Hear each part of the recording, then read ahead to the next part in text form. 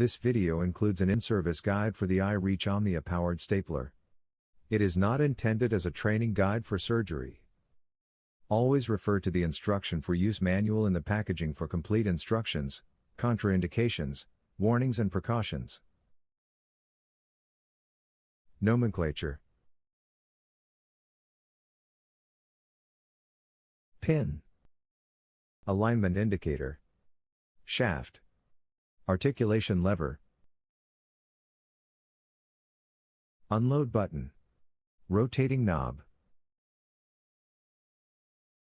Up button. Down button. Safety button. Battery. Release tab. Battery light. Manual override access panel. Anvil jaw. Reload jaw. Shipping wedge. Staple mark. Cut mark. Proximal mark. Knife blade indicator. Preparation. Check the package of the stapler as well as those of the reloads for their integrity. Do not use if the seal is broken or damaged.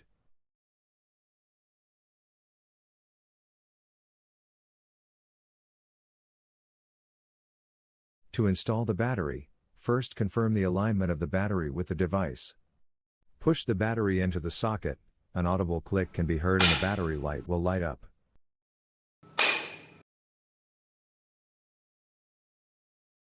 The status of the battery is indicated by the color of the light. Green is normal, yellow means you can fire 2 more times, and red means it needs to be replaced. To uninstall battery, squeeze the battery release tab and pull the battery pack out.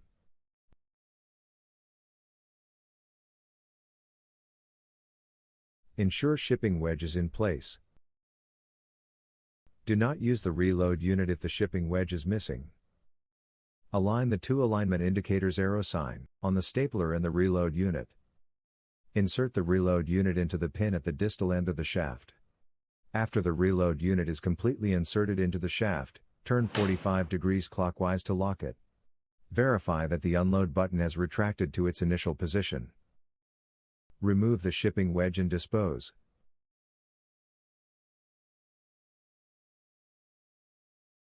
If the unload button is not at its initial position, press down the unload button and twist the reload unit counterclockwise 45 degrees with another hand and remove it from the shaft.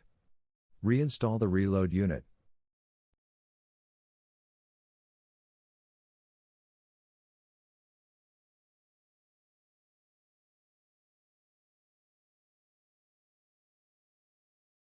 To unload, first ensure the jaws are open and not articulated.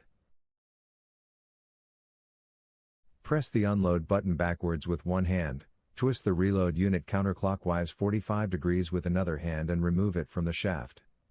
Release the unload button and verify that it is back to its initial position. Dispose the used reload unit. To completely close the jaws, press and hold the down button.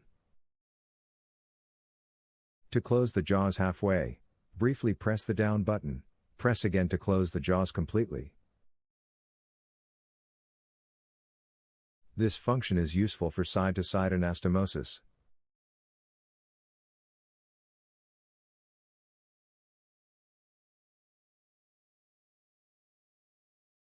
To open the jaws, press the up button.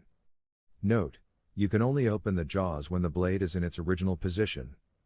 Spread the tissues evenly between the jaws. Too much tissue between the jaws might cause the firing to stop. Tissues clamped beyond the proximal mark may not be stapled. Tissues concentrated at the distal part may impact staple formation.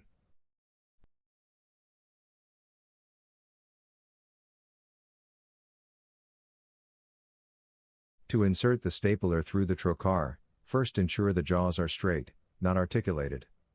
Then close the jaws by pressing the down button. Insert, then press the up button to open the jaws.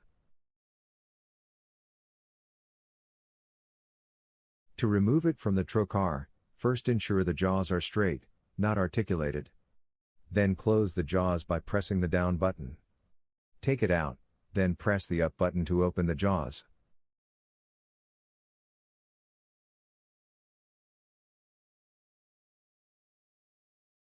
To rotate, spin the rotating knob. The shaft can be rotated in either direction.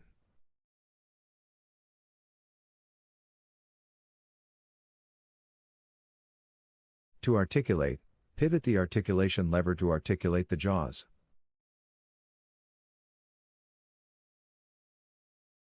Caution: do not articulate or rotate when there are tissues between the jaws.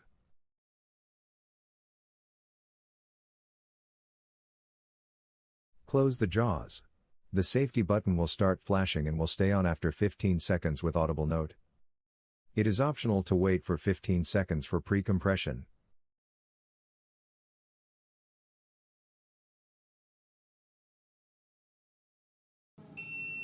To disengage, press the safety button. The light will be off once the safety mechanism had been disengaged. You can still open the jaws by pressing the up button as long as you have not started firing. To start firing, press and hold the down button. Once the blade had reached the staple mark, it will stop with audible notice. Do a visual check on the staple line before releasing the down button.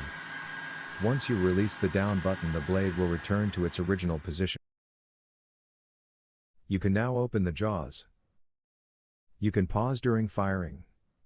To pause firing, release the down button.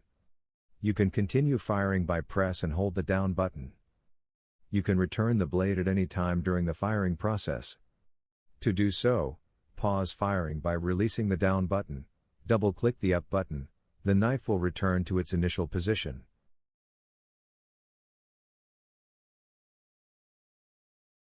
If the knife is not returned to its initial position after releasing the down button after firing, or pressing up button does not return the knife to its initial position after pausing, take out the battery and reinstall it. This will reset the system and the blade should return to its initial position automatically.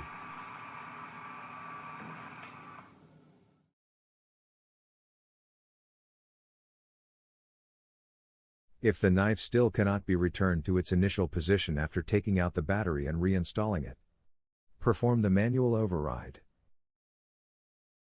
Take out the battery, then remove the access panel labeled Manual Override on the top of the stapler. Pull the reset lever, marked 1, all the way until it is perpendicular to the instrument handle. Move the return lever, marked 2, back and forth several times until the blade is at its original position and the jaws opened. The jaws are now flexible. Remove the instrument through the incision.